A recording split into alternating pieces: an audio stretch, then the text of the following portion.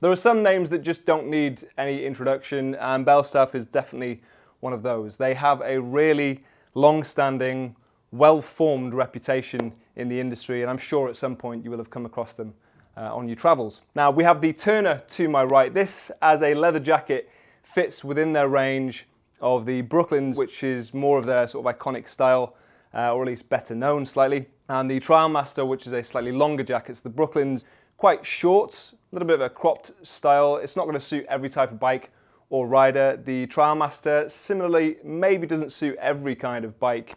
Maybe you just don't want the 3/4 length or longer style of jackets. That's where the Turner comes in, really. It fills in that gap. So they have every length of jacket you could possibly want.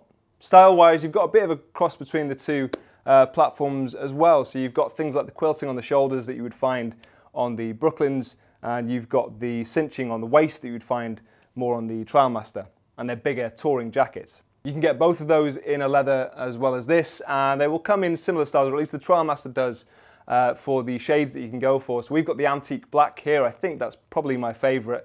It's a little bit more aged than a sort of clean or shiny gloss black. You've also got a mahogany and a burnt cuero. I'm probably pronouncing that all kinds of wrong, but it's just a lighter brown than the mahogany.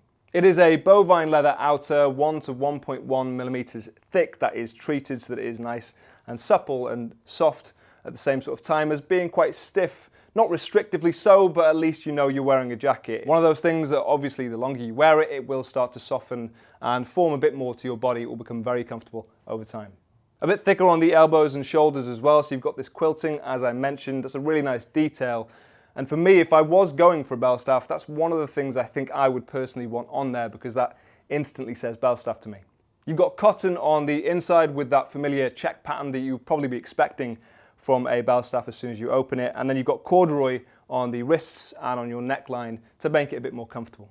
For safety, I have a handy reference with me here, which appeared out of nowhere, as if by magic. But it's D3O armour that you've got in the elbows and the shoulders.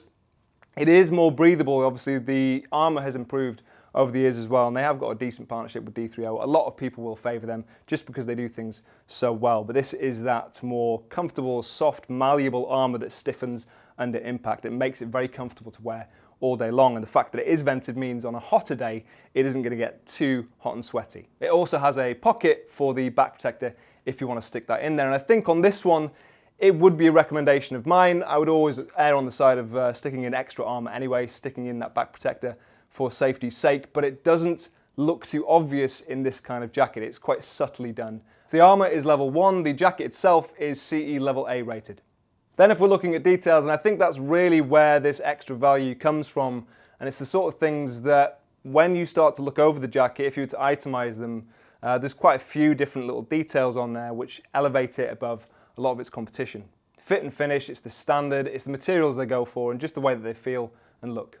Starting top to bottom then, you've got this buckle on the neckline there with this roll buckle really, which makes it very easy to fit the strap through there, quite quickly and easily done. Then you move down, you've actually got a really nice zip under there as well with the Belstaff logo on it. You've got a big chunky zip going the full way down. And then this opening has a fold underneath the zip to block out some of that air and water if you were caught in a bit of a shower when you're out. It's not particularly waterproof, but it will help you at least a little bit. And then this folds over the front there, so it really will do a good job of blocking out that wind flow getting into the jacket. The snaps then are quite chunky, but they've got the Belstaff logo on there. They look quite good. You've got 4 pockets on the outer, quite large on the chest, I would say, more so than the bottom. You'd expect these to be a bit bigger, so you can fit a decent amount in there. And then you've got 1 on the inside if you wanted to stick your phone or wallet in there, whatever you choose. The zip itself won't go the full way down, so if I just undo that at the bottom, you can see that it stops just before the bottom of the jacket, which will help it at least splay out, make it a bit more comfortable. If you were hunched over the bike, you are going to be leaning at certain points, obviously. That just allows it to move a little bit more freely. And then you've got the buckles on the side. Now, different from the Trialmaster, as I might have mentioned previously, is that it doesn't go all the way around the front there. I personally like that because I get frustrated when you've got these buckles sort of dangling off you when you're undoing the jacket, just letting it breathe. So this one just on the side, they aren't removable, but they're so subtle you wouldn't really notice them there, and they obviously fit underneath your arm, so your arm is going to block it most of the time. And then you've got the Belstaff logo on the side there, subtly applied. It's the same sort of shade as the rest of the jacket. It doesn't scream and shout, but it at least shows you this is a Belstaff.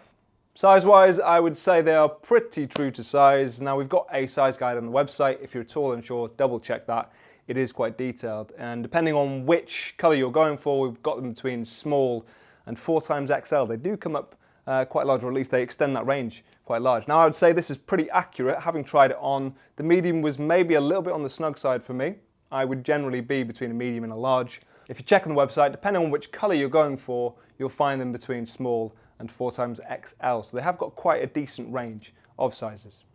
If you follow the link in the description, you'll find these on the Urban Rider website for £1,075. Obviously, that is a premium price, but this is a premium jacket from a premium brand.